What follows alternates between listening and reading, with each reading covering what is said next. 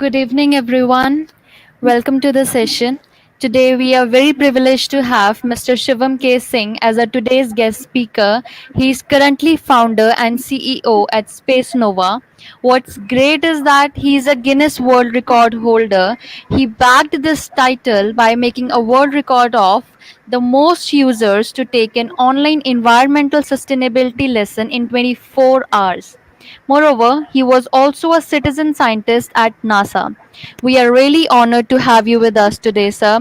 Now, I would like you to take over the session and start with our today's topic, that is space education and entrepreneurship. Okay, thank you so much, Komal. So I hope, guys, I'm audible to you all. And before we begin the session and I move on with my content, there's a small activity which we would be doing. So I'm assuming that all of you who are attending this session today, you either want to be an entrepreneur or you want to start your journey, start your career in the field of space sciences. So there's a small thing which I will do. What you need to do is just follow me, just repeat it. Of course, I cannot see you guys, but just try to do it by yourself. So take a deep breath. Okay, take a deep breath and visualize yourself in front of you. That there is another version sitting in front of you, and just say the lines, repeat the lines which I am going to say today, and replace those words which are personally to yours. So this is it. Say, my name is Shivam Kumar Singh, and I am the best human being ever born on this planet. I am the most humble guy ever born on this planet, and I love myself. Whatever goal which I set for myself, I know I can do it, I will do it, and I must do it. Now, I hope you guys would have followed that, and if not, you guys can try it again in your home. And the reason why I did that would be something you will understand with the presentation. It's something which I'm trying to make you guys more optimistic and become more solution oriented, which is a very necessary skill as an entrepreneur.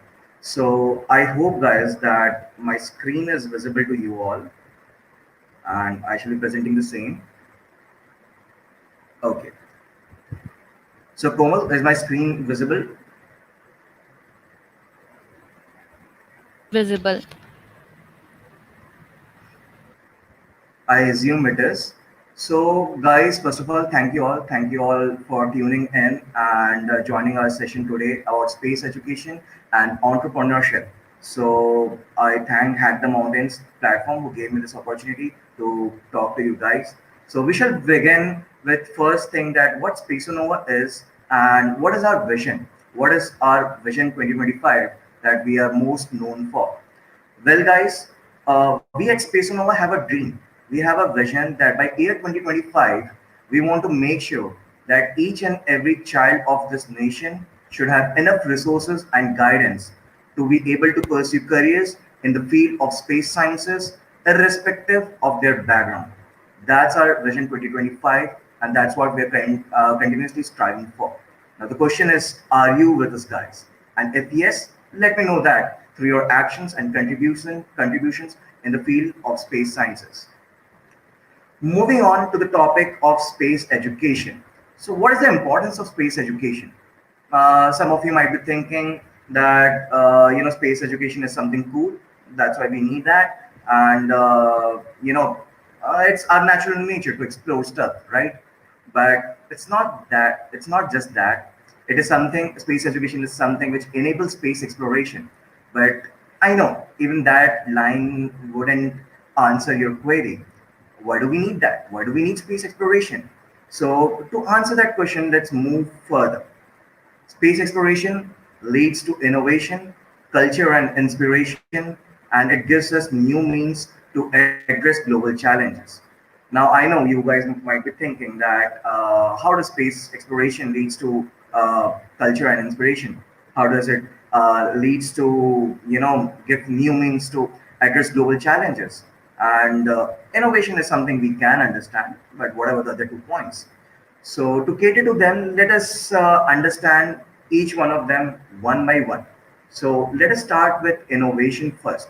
The first topic, that how does space exploration leads to innovation? So guys, there are numerous cases of societal benefits linked to new knowledge and technology from space exploration. Space exploration has contributed to many diverse aspects of everyday life, from solar panels to implantable heart monitors, from cancer therapy to lightweight materials, and from water purification systems to improved computing systems and to a global search and rescue system. So basically, you guys will be able to see three images right now, right? So the first image, which it shows here, it's the people who are working in the domain of space sciences, and they are currently building a solar panel. So of course, solar panel was not something which was discovered due to space exploration, but space exploration leads to providing us upgraded version of it. Like we get more and more sophisticated solar panels, more and more better solar panels due to space exploration, because the missions that we are developing, that presents us with challenges which can be solved by utmost ingenuity. And to solve those problems, it leads to new knowledge, it leads to more creativity, and hence new products which can be used by people in their everyday life. Now, moving forward, you'll be able to see this is an extract which I have taken from one of the documentation of International Space University. So, this is actually an exoskeleton which is helping a paralyzed person to walk.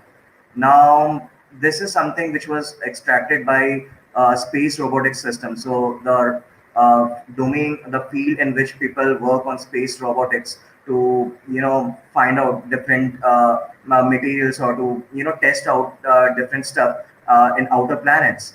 They tend to develop those technologies which might even result in used by people from our for example, suppose there is a person, and he's paralyzed and he needs to walk, and we have developed a system in robotics. We have developed an algorithm in space sciences which would be able to cater to that particular problem which these guys are facing, these particular organizations are facing. So that's how we tend to share knowledge. We tend to share our innovation with other organizations who can use it for something which will be, used by people in their everyday life. This image which you're currently seeing, it is an implantable heart monitors. So this is again something very much beneficial for us, because you don't have to use any big devices or anything which we usually do to monitor our heart rates and stuff. And this was something which was developed for astronauts basically, that when they're going into space, we cannot have a whole system to measure their heart rates. And that's why people working in the space domain, they developed something which can be just implanted in their body, and it can be used to monitor their heart rates. So these are just few examples because of which we can prove that space exploration leads to innovation. And we even form and discover lightweight materials to, so that we have the rockets which we are trying to launch in the outer space. They're of less in size and weight. So this was about innovation. Moving forward, culture and inspiration. Now, while exploring space, there are some profound questions which we try to cater to, which we try to think of and address. The first thing is that what is the nature of our universe? And I know some of you might be thinking like, what do you mean by nature of the universe? And how can we actually try to understand that? Well, answer is very simple, that we do understand that we are made of stardust. We are made of stuff which were non-living, assumed to be non-living in nature. And this nothingness which we have in space, this is what which manifested itself into something and almost everything right now. So that is those are some of the questions which we address in the field of space sciences, and especially astrobiology is the field which address to this question and cater to them, that what exactly is life, and what exactly is intelligent life, and how what would be its future? Would it be still biological, or will it become something more like robots, more in a digital manner? Maybe they would have, left their body and they only have intelligence and they're digital in nature. So there are many hypotheses like that. So that is the first question, that what is the nature of the universe, and I would like to know your opinion, guys, in the chat section. The second question which we have is that is the destiny of humankind bound to Earth? Like, are we supposed to live on Earth only and just born and die here, or are we allowed to move to some other planet to explore some other solar system or some other dimension? So that is another profound question which we try to cater to and find its answers. And is our planet unique? Like, is Earth the only planet which can have life, or do we have some other environment, some other planets which can also have life, but maybe in different forms? For example, Titan is there. Titan have liquid methane, but we don't have any intelligent life there right now, or maybe we are just not aware of it. So, and while addressing these questions, which are very philosophical in nature, and while thinking about that, we tend to develop methods, we tend to develop hypotheses which are very challenging, which challenges our old assumptions and the way we think about our universe, and hence it results in more development of science and technology. That there is another graph which I would like to show to you guys. So many people might be thinking that from where does this inspiration come from, and what is its impact? So this graph which you can see, on y-axis we have number of PhDs earned, like number of students who have earned PhD, and on x-axis we have some missions, like Kennedy initiated its Apollo program in May 1961, and on around 1972 we have Apollo 17. It was when the last man we had the last man on the moon, like December 1972. So if you just try to observe this graph, you would be able to see that due to the popularization of these incredible missions, students tend to get inspired and they tend to take degrees in engineering and fields where more technical questions are presented. For example, it could be sciences, it could be mathematics, it could be physics, it could be aerospace engineering, it could be CS, and any stuff. So as you can see, the graph, the moment these missions were there, there were many. The first Apollo program was kind of launched in 1961. Until Apollo 17, there was a huge rise in number of students trying to complete their PhD. And once we stopped such missions, you could see that though there is an relative increment compared to the one which we had in 1961, but the graph is falling down. So these missions do play a good role in inspiring students to pursue careers in the field of STEM, that is engineering fields or technology or sciences. Moving on to the next topic, that is new means to address global challenges. So how can we say that space sciences provide us new means to address global challenges, and how is space even related to stuff like peace and humanity? So the answer is very simple: to conduct some complex space missions, to conduct something which requires a huge budget. We cannot do it alone. We need people to support us. We need collaborations with other nations who already have those technology. So for doing that, we tend to collaborate with other nation, and International Space Station is the best examples of it. Best example of it. So as you can see through this image that there we have many flags here right now. So there are many nations who collaborated with each other to form this International Space Station, and due to this, what really happens is that more trust builds up among these nations. They start trusting each other more, and it is kind of a winning situation, as a part where the foreign policy has gone, and due to which where when we need to collaborate in other stuff like something related to peace, something related to humanities, or something, any political activity or any stuff, they tend to collaborate over them easily. So it provides us new means to address global challenges, as we are able to understand each other's culture much better, as we are able to trust other nations. And that's ISS is really the best example for that, for building that trust, and foreign policy actually winning over the people.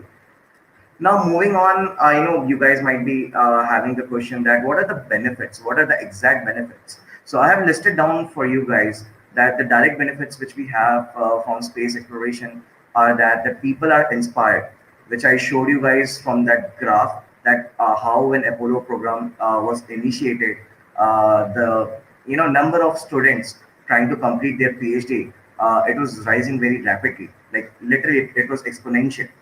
And scientific knowledge is generated. So while trying to conduct space missions, as I mentioned earlier, that the challenges which are presented, they are hard, they are very hard. So to solve them, we need technological innovations. We need more what should I say, the more hardcore scientific study, and to invest in them, and it results in more discovery. It results in more scientific knowledge and more better understanding of our universe. Next is national technical competence is improved. So basically, you would have seen that whenever nation is able to conduct a space mission, which is considered to be very hard, or only few nations were able to successfully conduct that. Uh, we kind of feel proud. Suppose when India, if you guys remember that when India was able to launch our Mars rover into the orbit in the very first attempt, we all felt proud. Even NASA congratulated us for the same. So our technical competences improve, and the way other nations perceive us, that also increases. We become our perception becomes much better in the eyes of other nations. Another thing is that innovation is transferred to new applications. So as I mentioned, suppose we have made something for a space mission. So for example, I will give you an example that suppose we have made a covering due to which for the satellites and stuff, due to which any solar flares or the temperature which we have in the space, the variations in the temperature, the variations in the environment, that covering is able to protect us from those solar flares or those variations in temperature. So that same covering can be used in various ways on Earth.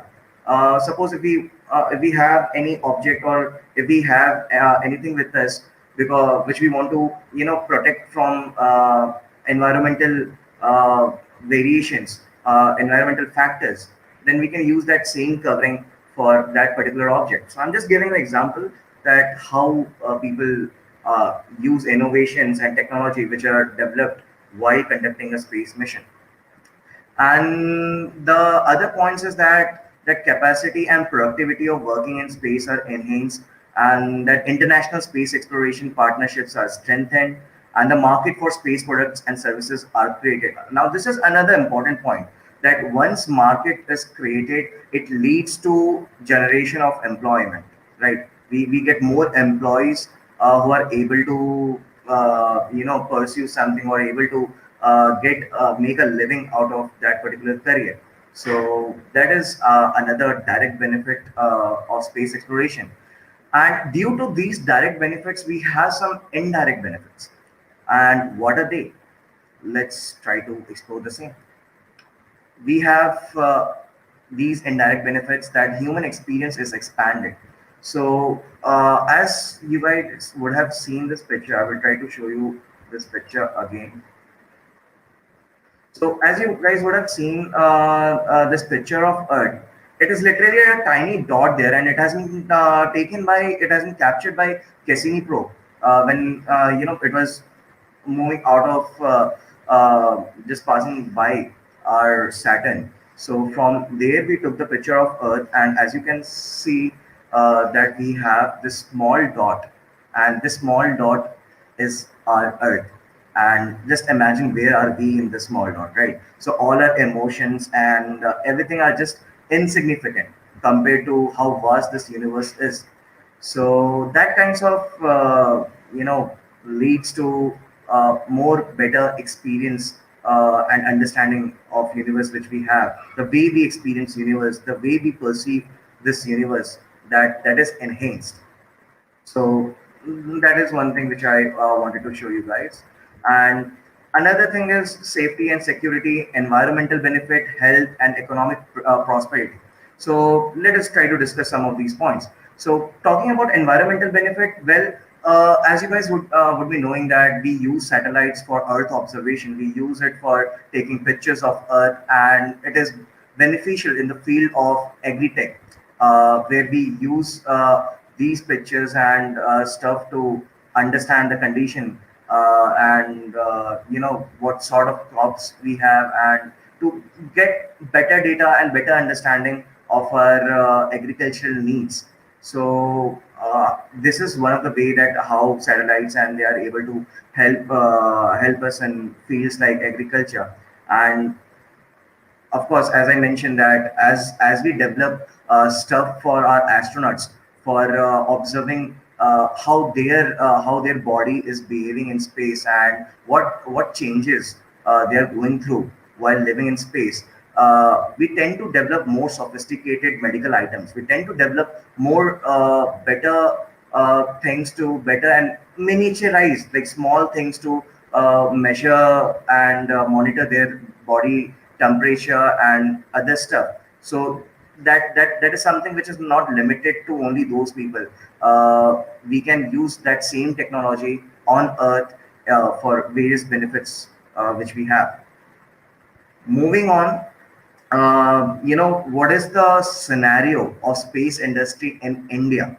So, as you guys would be seeing that I have currently divided the space industry into three parts. So, it can be divided further. It can be divided further, but currently the major part which you can divide the space industry in India is are the companies who are working on satellite for Earth observations or for other stuff like satellite photogrammetry and etc.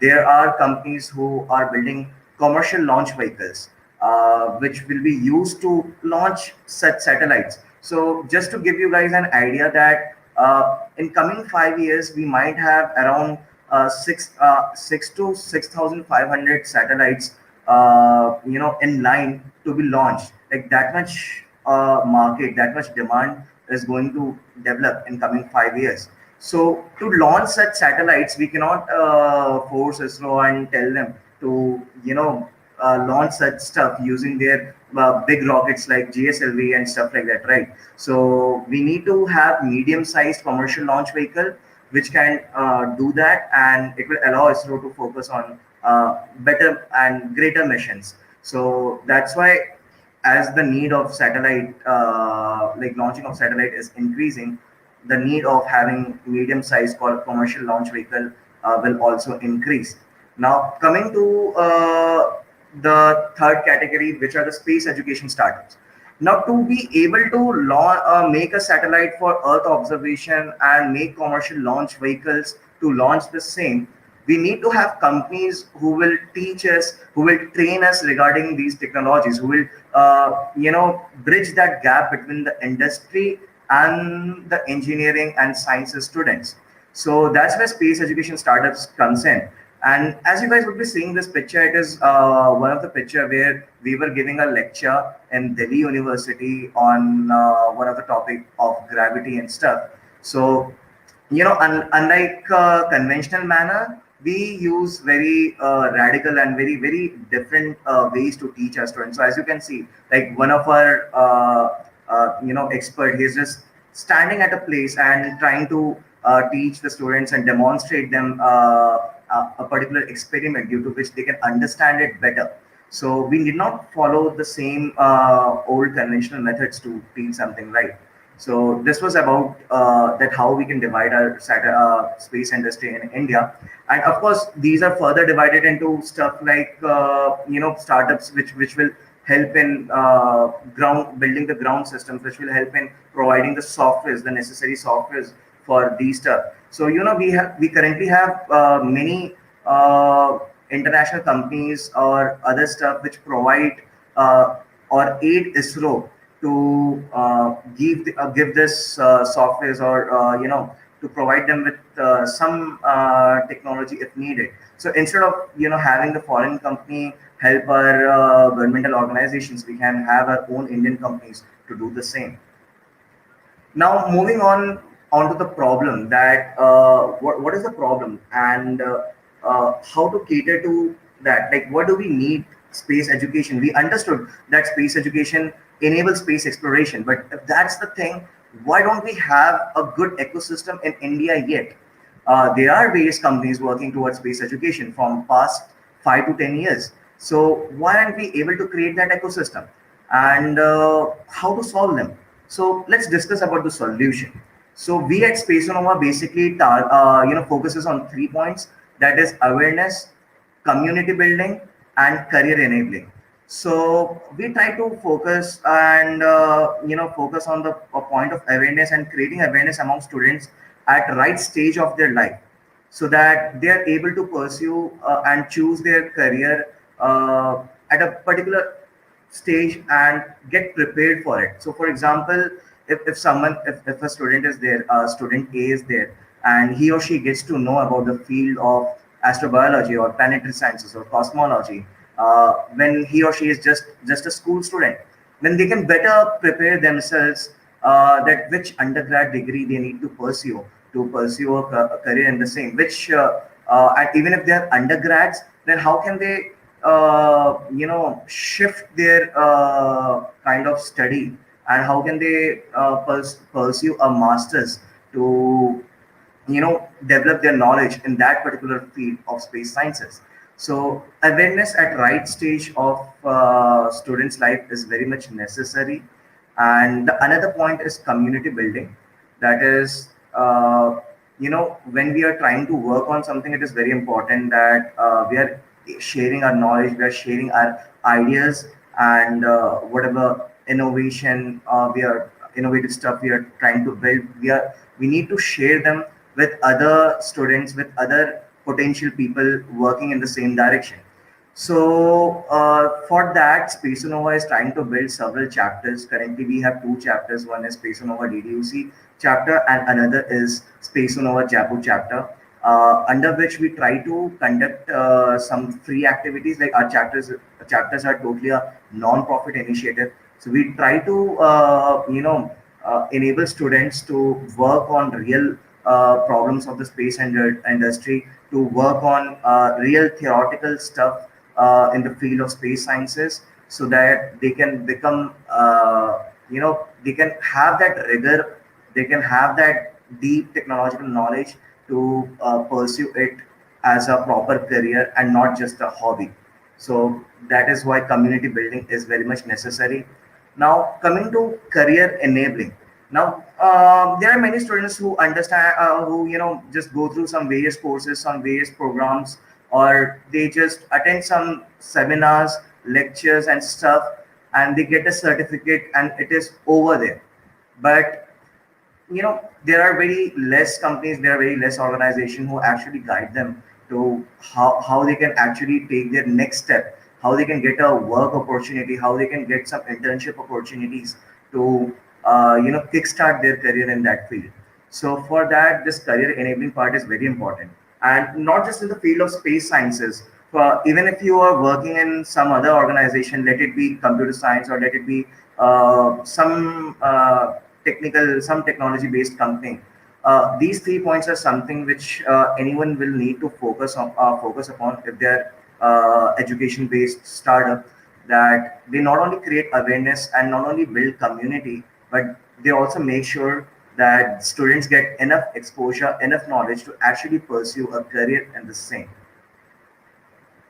Now, before moving forward, if the anchor can hear me, I would like to know their opinion on how to start up. Like, what do they think that what are the key components necessary to start something, to start a company?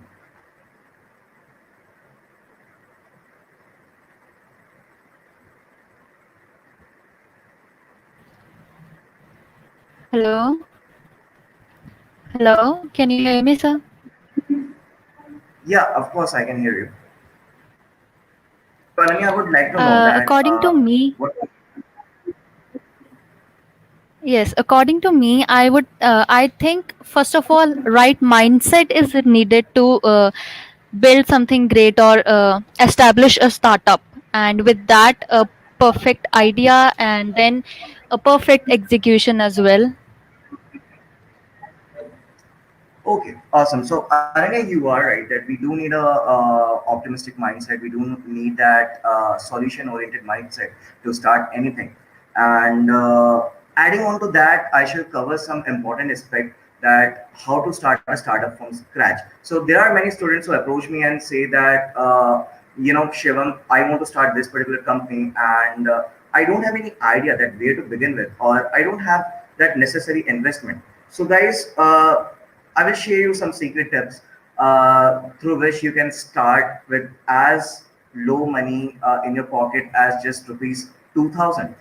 And rupees 2000 is something which you can either earn yourself or you can just borrow from your parents, and you can start a good company. And I would just and just for a fact, I would tell you guys that that is the amount which even I myself invested when I started Spaceonova. I just invested rupees 1700 to start Spaceonova, and from there we bootstrapped it, and we are here. And I will be sharing that same tips with you guys. So the first thing is find a mentor. So, mentor is very important for any person who is starting a new journey in a field which where they might not be aware of the pitfalls or the traps they might encounter. So, a mentor is someone who is experienced in that field, who has gone through all the hardships and kind of give you the necessary advice, and can show you that realistic picture of what is to be expected in future. So you need to find that mentor of yours. It could be one person, it could be multiple people. But yeah, as you would be starting a startup, you need to start with one mentor, one or two mentor at the most, and then slowly, according to the need, you will understand when you need to approach more.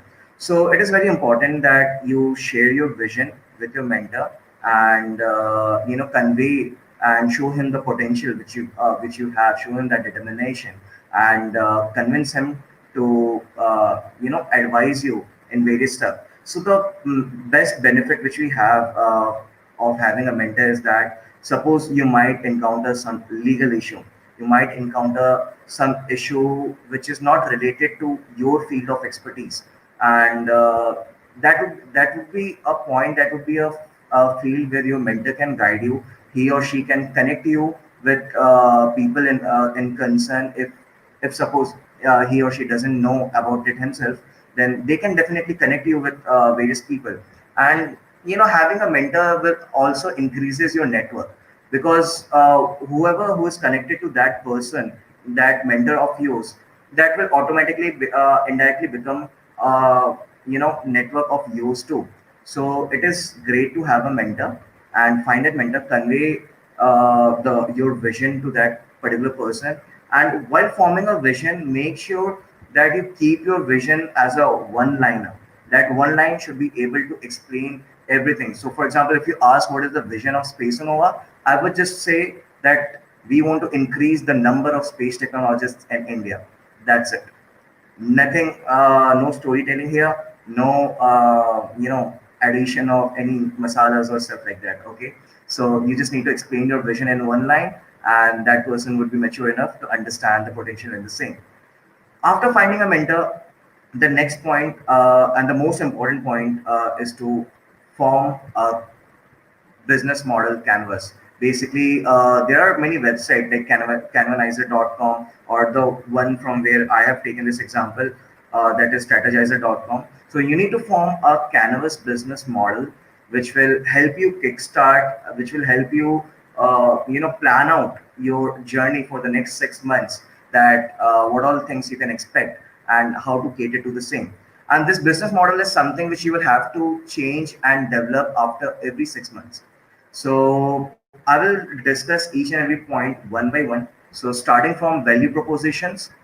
So value propositions is a terminology used for the services which you are actually going to provide to your customer. What core values you are going to deliver it to them, right? So these stuff will come under value proposition. That what bundles of products and services are we offering to each customer segment of ours, and what customer needs are we satisfying. This list will come under value proposition. Once you decide that what service you are going to provide, how you are going to help your customers, you need to move on to your customer segments. The second part, that who are your customers actually? Are they school students? Are they undergrads? Or are they someone who just uses internet? So are they internet users? And after deciding your customer segments, the next question that will come into your mind is, how will they interact with you? Will they interact through online platforms, or will they interact personally with you? So that brings you to the point of channels, the third point, where you need to decide a channel. You need to decide through which medium you are going to deliver your value proposition to each customer segment of yours. So that is a part, a channel, where you need to list down parts. It could be your website, it could be some platform. So, for example, currently in this Hack the Mountains, the channel which we are using are the website of Hack the Mountains and the platforms for this live session, right? After deciding your value proposition, customer segments, and channels, you need to move on to the relationships. Like, what relationship you want to build with your customers? Do you want to have a personal relationship with them? Do you want to have a relationship where you are, able to cater to their needs? For example, Google, they in their customer relationship, they will most probably try to provide automation wherever possible, right? So that is about the customer relationship. Now, after the customer relationship, once you decide all this four part and the customer relationship, you need to move on to decide the key activities. Like, what are the key activities which you would be doing on day-to-day basis in your company, which will be able to, generate the value proposition, and it will kind of run all these parts. So those key activities are the parts which you need to list down here.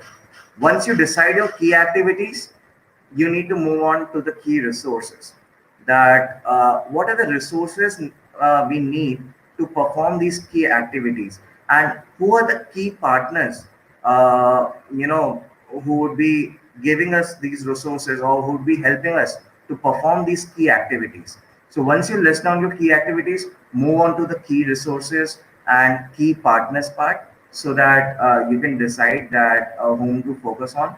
And one more point which I want to add on here is, while writing points in all these blogs, make sure that you write these points while prioritizing them. Like, the first point which you write in value proposition would be a service of yours which would be at highest priority, and it could be anything.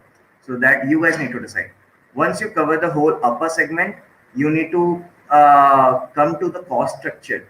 That suppose you need to buy some of the resources from some industry or some factory, then or you need to pay to your key partners or something like that. So you need to decide that where actually you need to invest, where actually you need to uh, kind of spend your money. Once you decide your cost structure and stuff like that, you can then at the end move on to the revenue streams. That while doing all these, how actually your company is becoming financially stable. how from what all resources and from what all methods where you are able to get that money, you are able to get that money needed to run your company, to pay your employees, and to grow. So this was a brief about the canvas business model. And now let us take an example. Take care. So we have a lemonade stand here. So I know you guys will be thinking like, why am I, explaining lemonade stand? Like I'm a space company, and where does this lemonade stand came from in between? Well, the reason I'm using the lemonade stand is because this is something which everyone can relate with. Everyone can understand that we might have a shop, we might have something where one person stand, he has a lemonade. Basically, in India, you call it as, uh, you know. Uh, I don't remember that Hindi term. Basically, nimbu ka juice. Yeah. So that there could be a person who could have that nimbu ka juice in a glass and serve that to anyone who needs it, who is thirsty, right? So everyone can relate with that, and that's why I have taken this example. So as you can see, let us go to each of its section one by one. The value which they are serving, the value which they are giving is a cold, tasty lemonade, right? So if there is a person and if it is a summer season and they might be thirsty, so they might need a lemonade which is not only which will not only quench their thirst, but it would be also delicious. Like it would be it needs to be cool, it needs to be tasty. So that's your value proposition, right? Now, after deciding your value proposition, you need to move on to your customer segments. That depending upon wherever you are, kind of establishing your lemonade stand, accordingly, you would be deciding that who would be your customers. So here we have taken park visitors as our customers. So suppose if I'm establishing a lemonade stand in a park where people usually they play, they come for visiting various stuff. So they would be able to have a service that is a cold tasty lemonade, right? So they are our customers. Now the channels, the medium that through which medium we are going to provide our cold tasty lemonade. So that would be a booth sale. Like we might just have a stand, we might just have a booth, and through which we are going to sell that lemonade, right? So that is the channel which we are going to use. And suppose if you are in some sort of international business who is delivering these lemonades, you might have your website here, and from where they can pre-book your lemonade and stuff like that. And coming to the customer relationship, what sort of relationship you want to build with that customer? That could be personal. That when that person comes and asks for a lemonade and pays you for the same, you might have a chit chat about their personal experiences. You might have a chit chat about how was their day today, and it will help you guys to establish a personal relationship with that person. So next time when he visits park, he or she will make sure to come to your lemonade stand and buy a lemonade from your booth, right? So that is about customer relationship. Moving on to the key activities, we have that we will be making lemonade, we will be marketing it, and we shall be selling the same. These are the key activities which we shall perform, and these are self-explanatory. And what are the key resources which we need for that? We need some ingredients, we need salespeople, we need a booth, right? And to establish a lemonade stand in a park, we need to get permission from municipalities. So these are, they are our key partners, municipalities. Now, moving on to the cost structures, we might spend some money on fires, on the equipments, and we might give salaries to people whom we have employed for multiple lemonade stands. So these will come under our cost structure.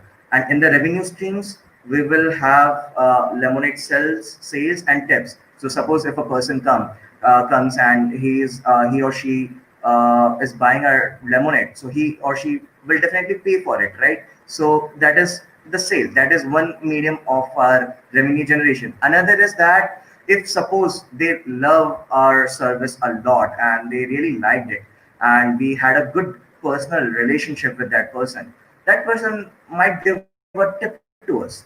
So that is another source of revenue for us. So this was a good example of lemonade stand where you can understand that how to make your cannabis business model, and this same cannabis business model you can use to pitch your investors in future and to make them understand, because investors understand this language easily instead of whatever method you guys might have thought to use.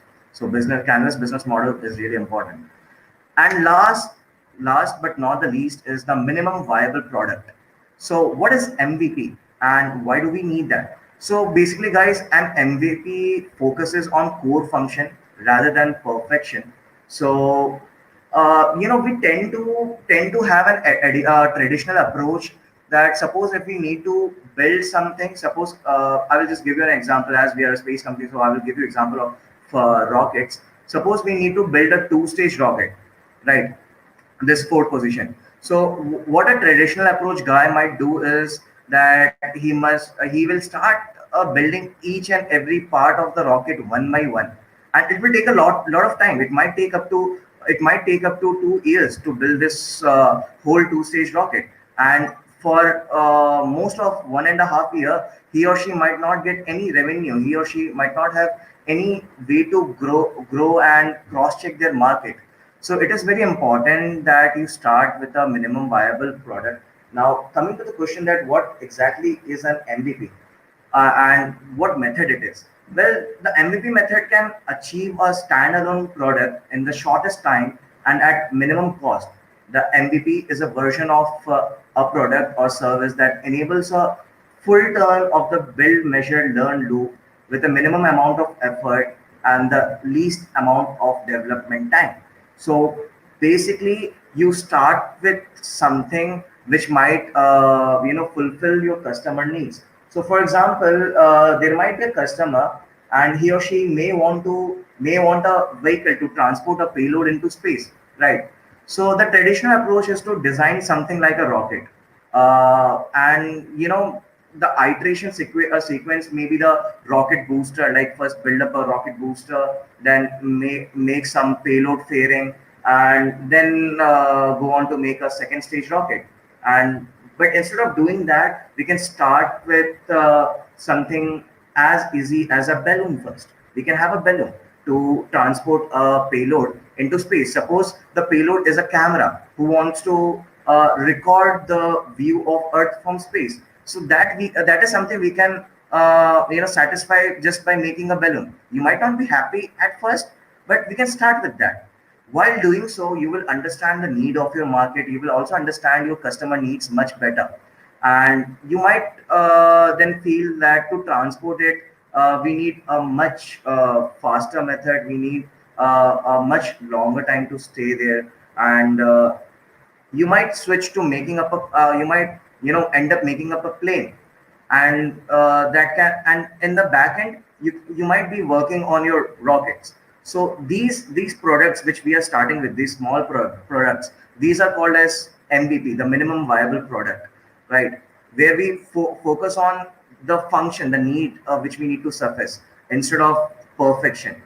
And whatever cost, whatever revenue which we have generated while delivering our service through this balloon or airplane, through that money we can bootstrap and build a one stage rocket, right? So we can have a one stage rocket which satisfies all the requirements and the need of the customer. After the success of the one stage rocket, the customer may ask for a bigger one with a larger capacity, and then we can move on to build a two-stage rocket. So that's how an MVP works. So these are the three main points for starting up any sort of company. That first, find a mentor, build your cannabis business model, and start with an MVP. Use this method. Start with something which will immediately solve the need of your customers, so that you can get a better idea of your market, and then slowly you can have that perfection which you wanted to achieve. So guys, this is all about what I wanted to convey today. So I will give few time to you guys to ask your questions, to present your questions, and yeah, thank you all. And if you have any queries and concerns related to space sciences, you can post them on spaceonova.com/forum, where we shall, answer all your questions within 24 hours, depending upon, the category which you have posted those queries in. So stay tuned to us as we create a space ecosystem where limit tends to infinity. Thank you guys. Thank you for tuning in.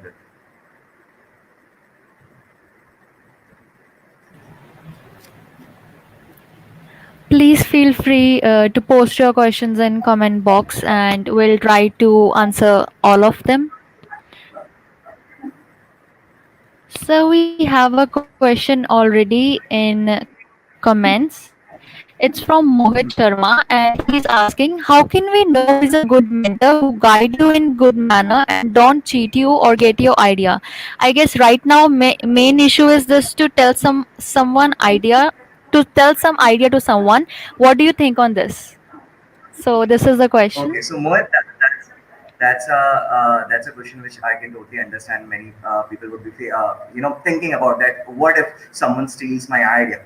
So Mohit, there I will tell you both ways. I will give you one philosophical answer and I will give you one legal answer also. So first thing you need to understand is that even if a person steals your idea, no one can work as much as you might do uh, on that idea to develop that product. Like for example, these idea which we have, the companies which we are trying to build, they are like a child, right? So no one else can love your child as much as you do. So that is one thing which you always need to remember. You need to be confident that even if you tell your idea to someone openly, uh, it won't matter because he or she might not be able to perform or persevere till that much time how much you can do. Another legal manner is that you can just sign a non-disclosure agreement with your mentor. Though it might not be, you might feel he or she might not mentor you if you sign a non-disclosure agreement, but it's not the case. They are mentors and they can definitely understand the need. They have gone through they had those corporate experience much before you. So they will definitely sign that NDA, non-disclosure agreement with you guys. And how to make a non-disclosure agreement, that you can just Google, and or you can just use Google Docs. Google Docs have plethora of templates for your business needs. So you can use Google Docs to create a non-disclosure agreement, have your mentor sign on it, and then you can further process to discuss your ideas. But even before NDA, of course, you need to tell them your vision. So feel free to share your vision with somebody, because no one would be able to work on your vision the way you might want to work on, or the way you might want to approach. For example, this is my idea that I want to make sure that by year 2025 we have a good ecosystem of space technologies in India. Now, how many people can actually work upon it? How many people can actually achieve that vision? They don't know what exactly I'm going to do to achieve that, right? So that's how you can cater to that question. I think that very well answers this question. Next question I would like to ask is, sir, what was your biggest challenge when you decided to become an entrepreneur, and how did you eventually overcome it? Okay. Is this the same question which is being displayed? We'll get back to that as well, sir. Uh, Okay. Komal, could you repeat the question for me then? I was actually trying to read the screen's question. yes, sir, sure. Actually, what I asked was, what was your biggest challenge when you decided to become an entrepreneur, and how did you eventually overcome it? Yeah. So, the biggest challenge which any person might have, or they might feel, and even I used to feel, is that you might require a lot amount of money. You might require a good amount of investment.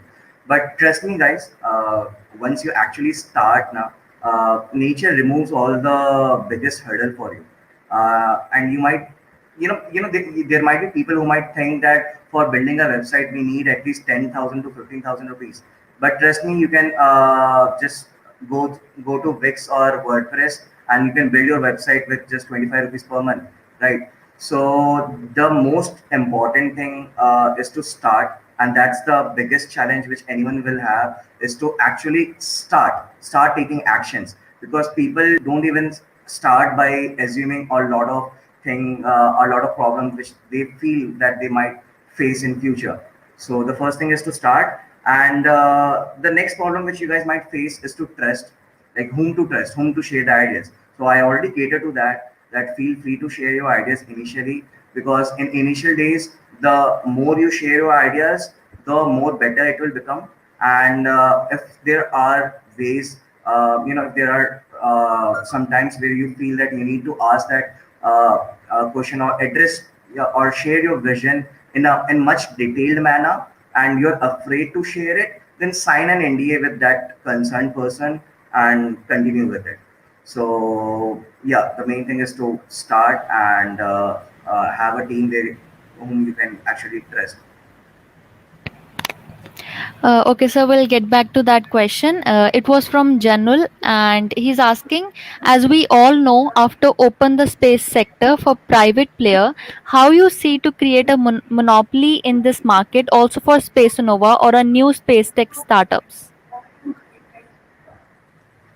Okay, so guys, here I would like to say that we are not trying to create a monopoly here. Each space company in India, though they can be categorized into several, just three or four categories, we have different vision and mission.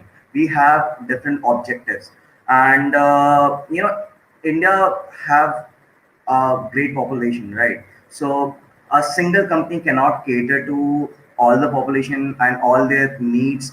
Either it is in theoretical aspect or the practical aspect, right? So it is more of like collaborative nature is something which we need to develop, and not only in the field of space sciences, but in any company which you start, any startup which you start, you need to have a collaborative nature. This cross branding will actually help you guys to grow your network and to perform better. So that is one thing which I wanted to say.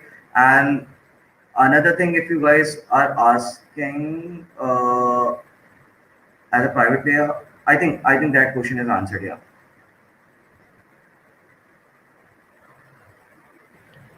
Okay, so the next question we have is, how can I join Supernova?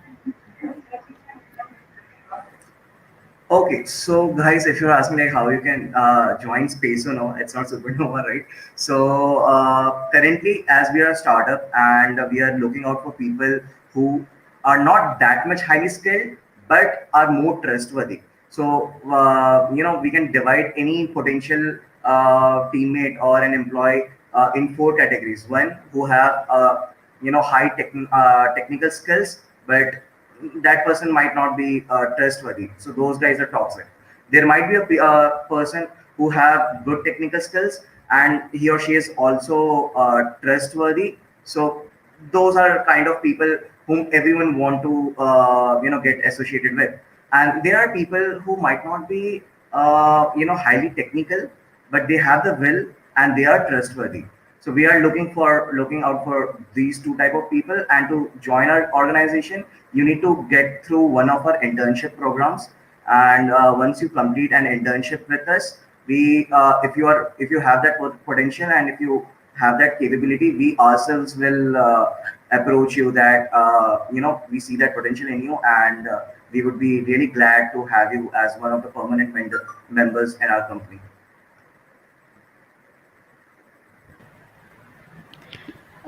Thank you, sir. Thank you for answering the query so well. And as we have almost reached the end of our session, I would like to wrap up by thanking you and thanking you for being so enthusiastic throughout the session and for keeping it so informative as well.